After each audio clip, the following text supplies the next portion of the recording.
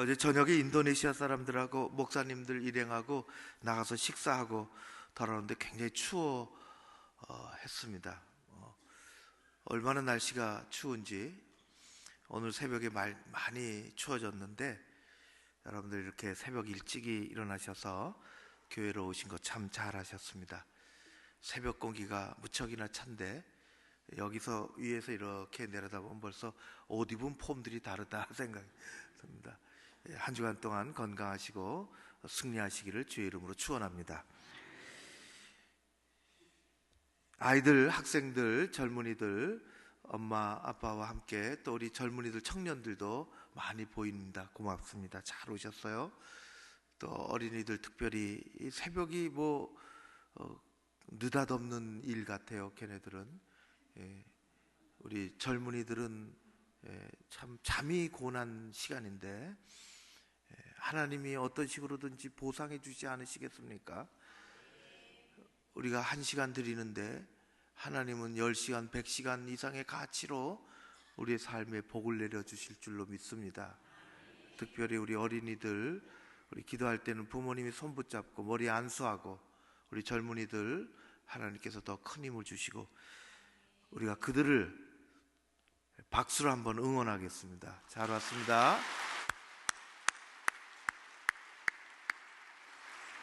은혜교구, 기쁨교구, 연합으로 항전직, 리더 100% 나오신 것 같아요.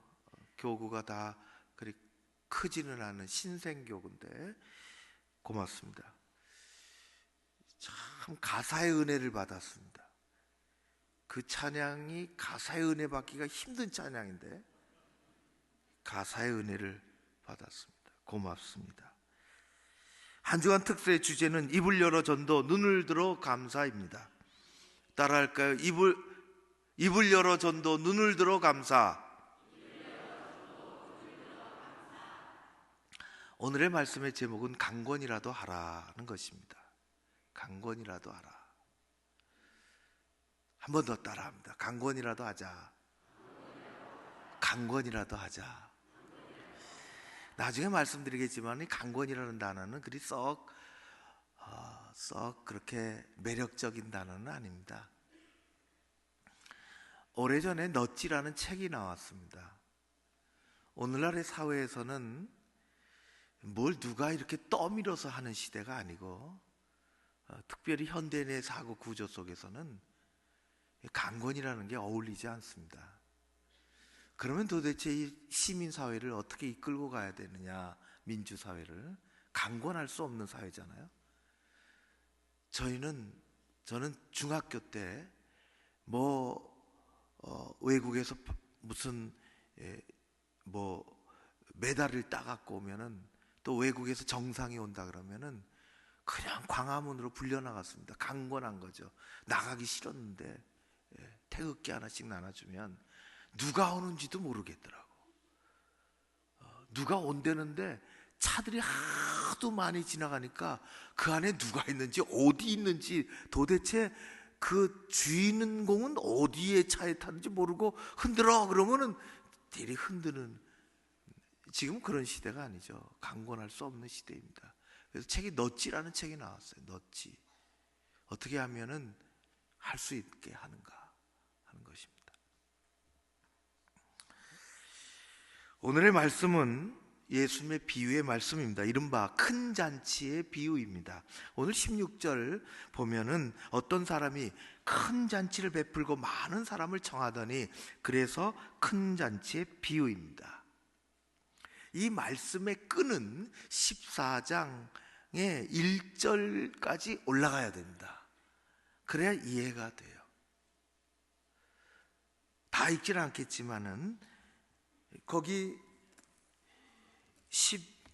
새벽부터 말씀을 자꾸만 한 절 한 절 이렇게 하는 게 눈도 침침한데, 그런데 16절에 어떤 사람이 큰 잔치를 베풀고 예수님이 그렇게 비유로 말씀하신 거예요. 그래서 큰 잔치 비유입니다. 잔치 얘기를 하셨어요. 그런데 15절에 어떻게 됐냐면은 함께 먹는 사람 중에 하나가 말을 꺼내가지고 하나님 나라에서 떡을 먹는 자는 복됩니다. 그렇게 시작을 했습니다. 어떤 사람이 함께 먹는 사람 중에 어떤 사람이 그렇게 됐어요. 함께 먹는, 느닷없이 먹는 얘기가 나와요. 먹다가 그렇게 됐다는 것입니다. 그래서 이 이야기는 어디를 가느냐, 14장 1절로 가야 돼요. 14장 1절에는 이렇게 시작합니다. 안식일에 예수께서 한 바리새인 지도자의 집에 떡을 잡수러 들어가시니 그들이 엿보고 있더라.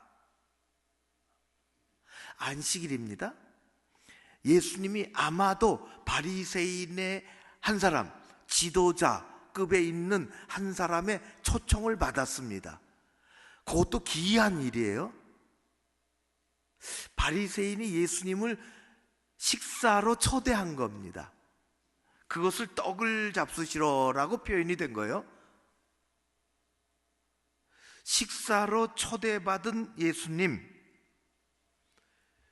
그냥 식사의 자리가 아니라는 것을 우리는 알 수가 있어요. 1절만 봐도. 왜요? 엿보고 있었어요. 뭘 노리는 거죠. 식사의 자리에 초대해서 뭘 노리는 거예요. 뭘 노릴까요? 2절만 한 번 더 보면은 뭘 노리는지 나옵니다. 2절에 주님 앞에, 주의 앞에 수종병 든 사람이 있는지라. 이게 식사의 자리에 적절치 않은 사람이에요. 데려다 놓은 거라는 것입니다.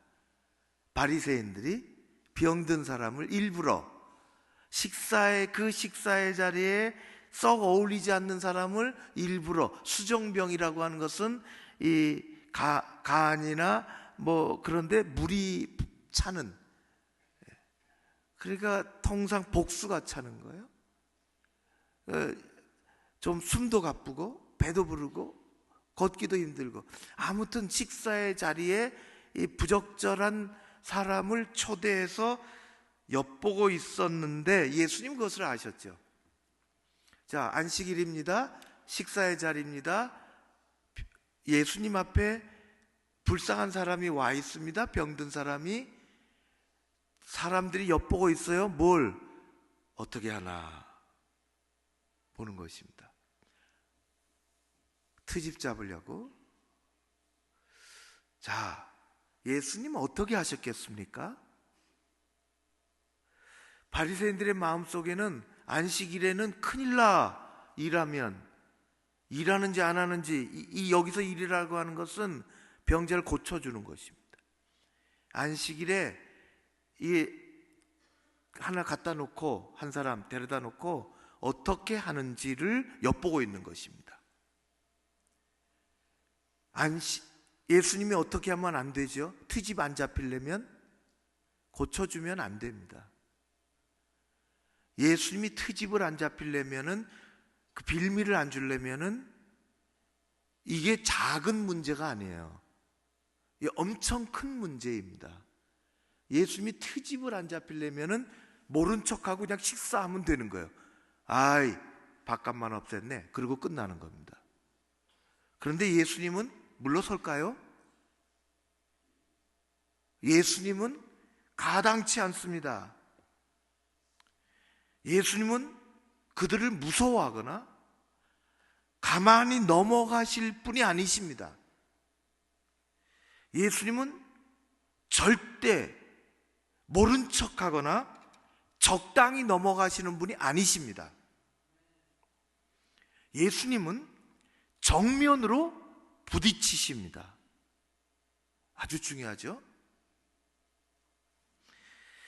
예수님은 우리가 잘 아는 것처럼 한없이 온화하시고 겸손하시고 꾹꾹 참으시는 분이세요. 그러나 어떤 경우에 있어서는 절대로 포기하거나 돌아서거나 주저하지 않으십니다. 어떤 경우에? 생명에 관한 한,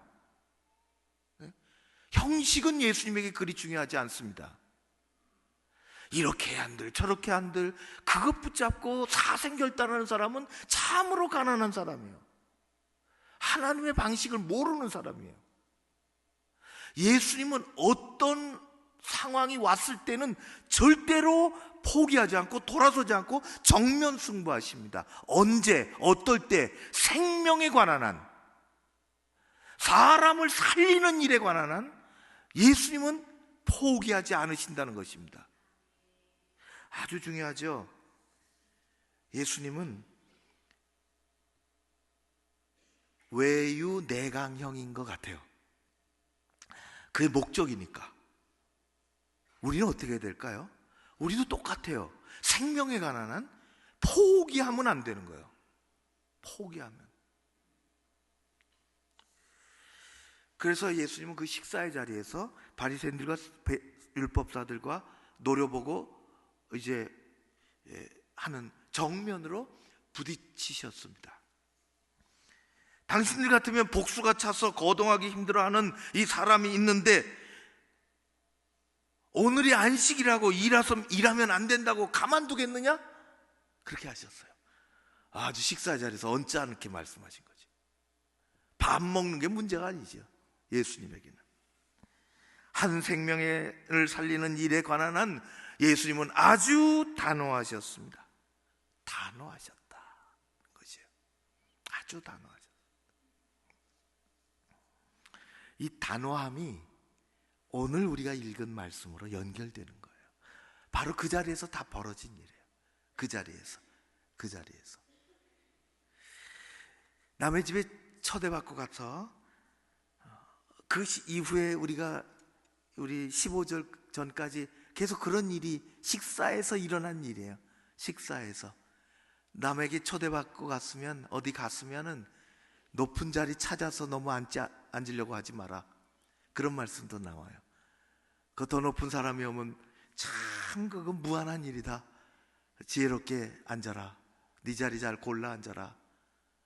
내가 있어야 할 자리가 어딘지 잘 파악해라. 그런 말씀도 나와요. 그 식사의 자리에서 사람들을 청할 때 부자만 청하지 말라. 가난한 사람 생각해라. 그 말씀도 나와요. 그 말씀도. 그리고 오늘 말씀 나오는 거예요. 오늘 말씀. 잔치 얘기죠. 큰 잔치 얘기. 예수님께서 이 세상에 오셔서 가장 많이 하신 말씀이 뭘까요? 우리는 그렇게까지 할 수 없지만 예수님이 이 세상에 오셔서 가장 많이 하신 말씀, 무슨 헤롯 왕가의 정치 돌아가는 정치 얘기, 그거 하지 않으셨습니다. 한 번도 우리가 성경에서 들어본 바가 없어요. 세상 돌아가는 물가, 경제 얘기, 머리 싸매고 국제 정치 얘기, 성경에 들어본 바가 없어요. 여러분들 혹시 들어보셨습니까? 보신 적 있으세요? 없어요. 예수님에게 사회적인 이슈? 어디 보면 맛집 얘기? 그런 거 없어요. 예수님이 가장 많이 하신 말씀이 뭐냐? 그런 세상의 얘기가 아니라 하나님 나라입니다. 천국, 하나님 나라. 우리가 가보지 않은 곳, 우리가 들어보지 못한 곳, 천국, 하나님 나라. 그래서 예수님이 이 세상에 오셔서 가장 처음 한 메시지가 뭡니까? 하나님 나라가 가까이 왔느니라 회개하라. 그렇게 하셨어요. 천국이 가까이 왔느니라 회개하라. 그렇게 하셨어요. 천국을, 하나님 나라를 말씀하셨어요. 그런데 사람들에게는 생소했어요. 이게 보이질 못하니까. 니고데모도 생소했으니까. 내가 거듭나야 하나님 나라 천국 볼 수 있어. 천국 들어갈 수 있어. 니고데모도 몰랐으니까. 우리들이 하나님이 계신 곳, 하나님이 가야 할 그곳, 천국을 조금이라도 이해할 수 있도록 예수님은 그렇게 말씀하셨는데 가장 큰 비유로 말씀하신 것이 잔치입니다. 지금 먹는 자리에서 잔치 얘기를 하신 거예요. 천국과 잔치 이야기는 성경의 가장 강력한 모티브입니다. 천국을 잘 모르니까 천국이 어떤 곳이냐, 그것을 말씀하실 때 가장 많이 등장하고 끌어다 쓰는 이야기가 잔치입니다. 그래서 천국 잔치입니다. 배고프니까 잔치국수 생각나십니까? 천국잔치예요. 천국에 가장 적합한 천국을 보여주고 설명하는 가장 적합한 이미지는 잔치입니다. 그래서 성경은 천국은 잔치하는 곳, 천국은 잔치입니다. 뗄 수가 없어요. 오늘 바리새인 집에서 사람들에게 들렸어요. 그 천국 잔치를 얘기하는 것입니다.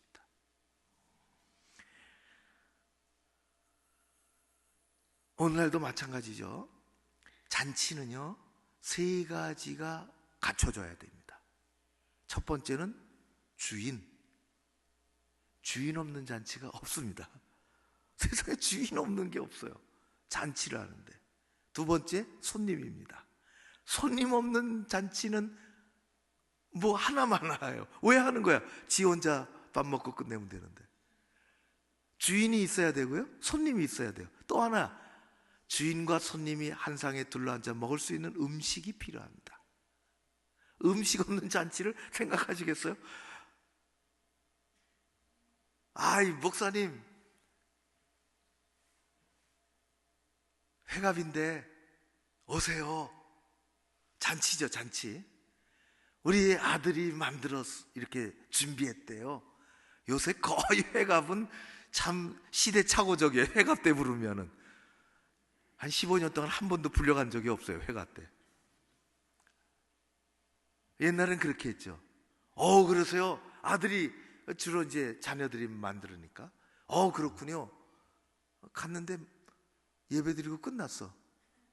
뭐가 없나? 없대. 그럼 음식점에 가나? 없대. 그것도. 그게 회갑잔치입니까? 그냥 회갑 예배는 드릴 수 있지. 잔치는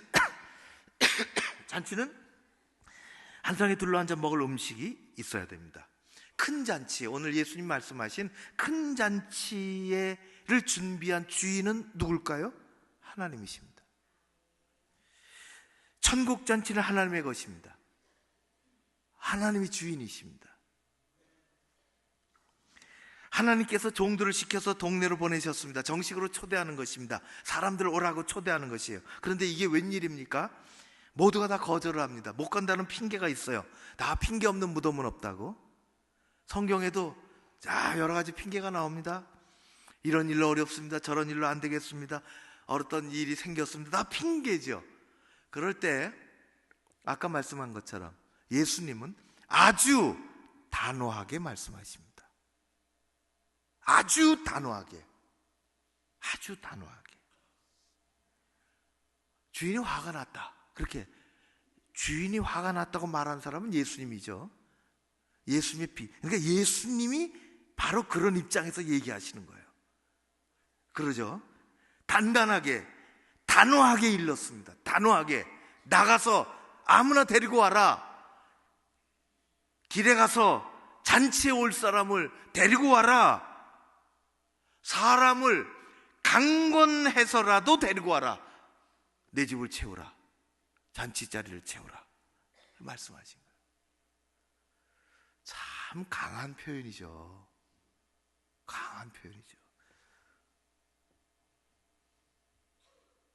제가 어느 날 강하게 얘기하니까 뒤에서 어느 권사님이 나중에 목사님 화나셨어요.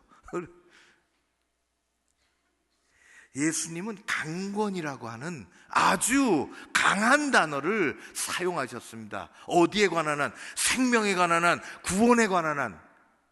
천국잔치에 온다는 것은 구원받고 천국에 간다는 것입니다. 강권이라고 하는 것은 말 그대로 억지로라도 하도록 하라 하는 게 강권입니다. 억지로라도 그렇게 하도록 하라. 강권이라는 것은 아주 어떤 경우에는 무례하고 불편하고 참 언짢은 일입니다. 제가 혼자 얘기했지만은 참 20년 넘게 이렇게 목회하다 보면은 하던 얘기 또 할 수도 있고 저는 원로 목사님 아래서 2년을 목회했는데 이북에서 내려온 얘기는 한 100번 들었습니다.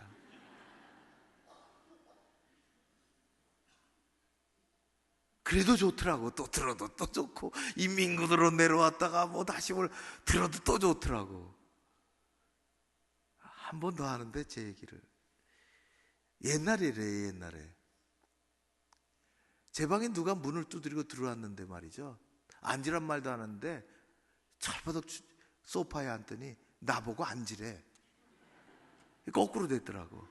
인상이 심상치 않아. 키는 작은데 가죽 잠바 입었어요. 요만한 요런 때 기후에 왔어요.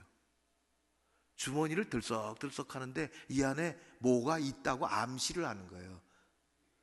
뭐 총이나 칼이 있다는 거예요. 암시를 하더라고. 그러면서 자기 얘기를 주저리 풀더라고. 이야, 그거 참. 그러더니 정말 그거 다 들어줘야지 무슨 악딱한 사연이 있나. 결론은 뭐냐, 교회 돈이 있는 걸 다 아는데 지금 3천만 원 갖고 오세요. 지 앞에 3천만 원 갖다 놓을래. 아니 참 기가 막혀도 말이지, 30만 원도 없는, 현장에 없는 판에 3천만 원을 갖다 놓으래. 아무튼 그런 일이 있었어요. 아주 뭐 강권하더라고. 안 갖다 놓으면, 아무튼 그 얘기는 뭐 더 진전하면은 새벽에 좀 그렇고. 그러나 어떤 경우는 강권은 절대적으로 필요한 것입니다. 예수님 강권하셨어요. 이런 일이 있었죠. 누가복음에 보면은 이 강권이라는 말이 한 번 더 나옵니다. 아주 의미심장하죠.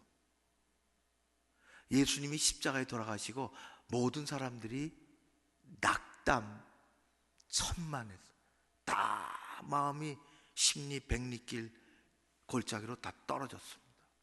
제일 낙심하고 낙담한 사람들은 예수님 옆에 있었던 제자들입니다. 그럴 줄은 몰랐다는 거지.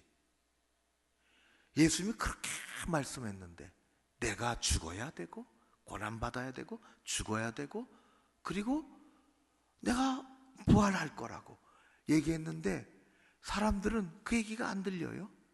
사람이 꼭 들을 얘기 안 듣고 얘기가 구설수가 오는 거예요. 엄청난 낙심을 했죠.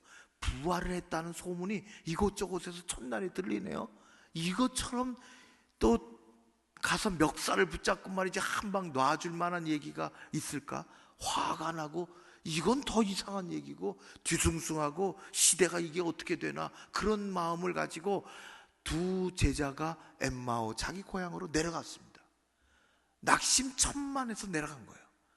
또 이상한 얘기까지 들리고 말이 세상이 어떻게 이러나 하고 내려가는데, 이렇게 새벽은 아니지만은 날이 어둑할 때 누군가가 옆에 낯선 동행인이 붙었습니다. 뭐 당신 얼굴 좀 봅시다. 그럴 거 없이 그냥 내려가는 거예요. 사람들이 엠마오로 예루살렘에서 이렇게 그 큰 길 따라 내려가다가 자연히 길동무가 됐죠. 누군지 모르는데 옆에 자기의 죽을 상을 하고, 그리고 자기의 이것을 잘 너무너무나 무슨 일이냐, 이런 기가 막힌 일이 있다.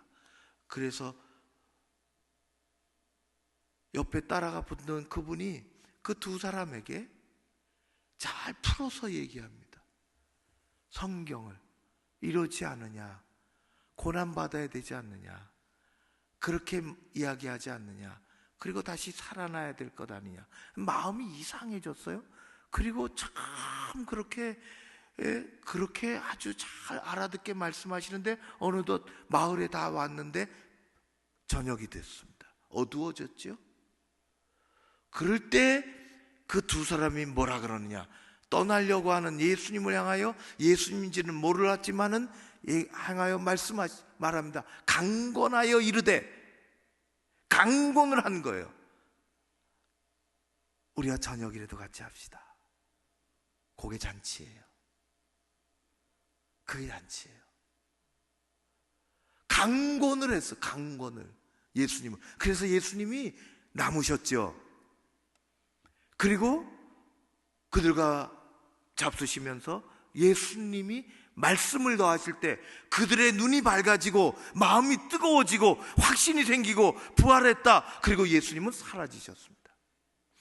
강권을 했어요. 그들이 강권하지 않았으면 그들의 전 일생은 아마도 절망 속에서 그냥 끝났을지도 모릅니다.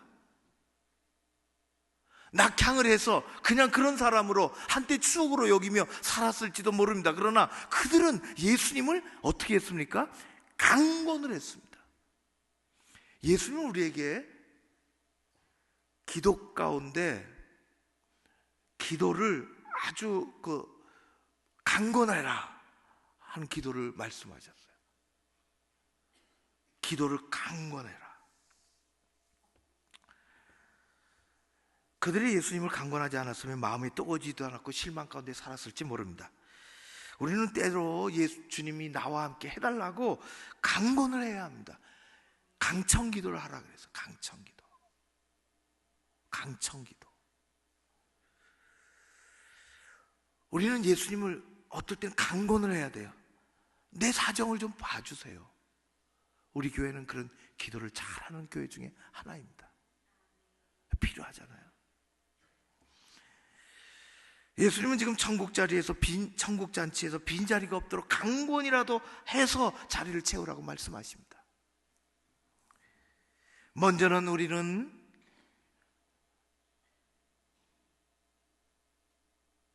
우리 가정을, 아내는 남편을, 남편은 아내를, 부모는 자녀를 먼저는 잘 살펴봐야 되겠습니다. 자녀들은 특별히 강권할 그 때가 있어요. 어제 어느 분하고 제가 참 어디서 얘기를 들어서 좀 만나자고 했습니다. 우리 교인이요. 얘기하더라고요. 제가 어렸을 때 강권을 했어야 되는데, 억지로라도 그렇게 했어야 되는데, 그 나이가 지나면 못합니다. 남편, 아내, 자녀 신앙생활 잘해야 됩니다. 교회 생활이 아니라 신앙생활 잘해야 됩니다. 강권이라도 해라. 강권이라도 해라.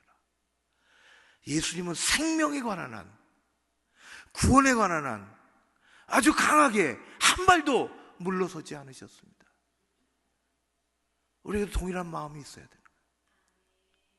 강권이라도 해서 잔치에 참여할 수 있도록, 한 영혼을 구원하고자 하는 우리의 구원의 열정이 다른 우리 온 가족이 다 예수 잘 믿는 가정이라면 우리는 이제 밖으로 눈을 들여서 한 영혼을 구원하고자 하는 구원의 열정을 우리는 놓치지 말고 가지고 있어야 합니다. 강권이라도 해서. 영혼 구원에는 양보가 없습니다. 중간지대가 없습니다. 천국 아니면 지옥입니다. 중간지대가 없어요. 가장 인기 없는 설교가 지옥 설교입니다. 저도 거의 해본 적이 없어요. 좋은 말 하기도 어려운데 그 어려운 얘기. 근데 성경은 엄연한 현실로 나옵니다. 천국이 나오는 것처럼. 천국이 나온다는 것은 지옥이 존재한다는 것이죠. 그래서 우리는 강권이라도 해서 채워야 됩니다. 천국 잔치에 한번 따라 합시다. 강권이라도 하자. 강권이라도 하자. 천국은 그렇게 해서 구원받은 사람들의 채워져 가는 곳입니다. 우리 교회는 천국 가는 정류장입니다.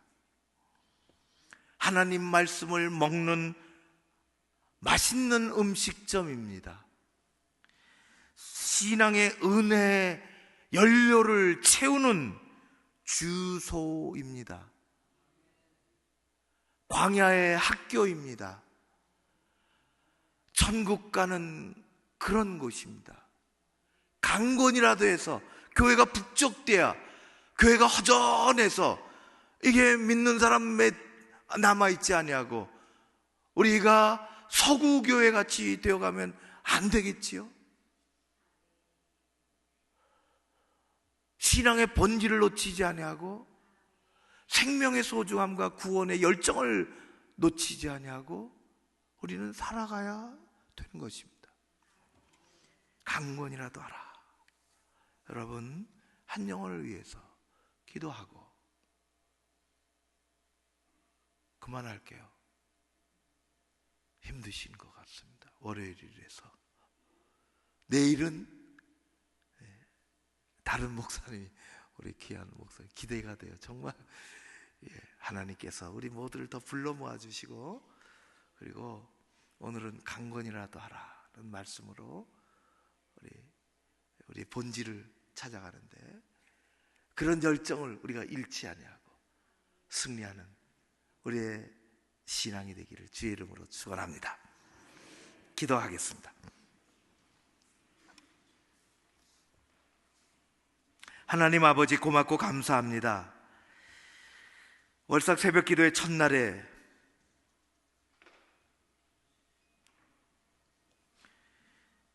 추워서 못 나온 분들은 빼고, 멀리서 있어 마음이 없어 못 나온 분들은 있지만은 많은 우리 가족들이 나왔습니다. 하나님, 우리와 함께하여 주옵시고, 특별하신 은혜가 이 한 주간 동안 기도의 응답과 함께 우리에게 부어지게 하여 주시옵소서. 예수님은 생명에 관한 한 한치도 뒤로 물러서지 않았는데, 하나님, 우리에게 그런 구원의 열정이 남아있도록 허락하여 주시옵소서. 예수님 이름으로 기도하옵나이다. 아멘.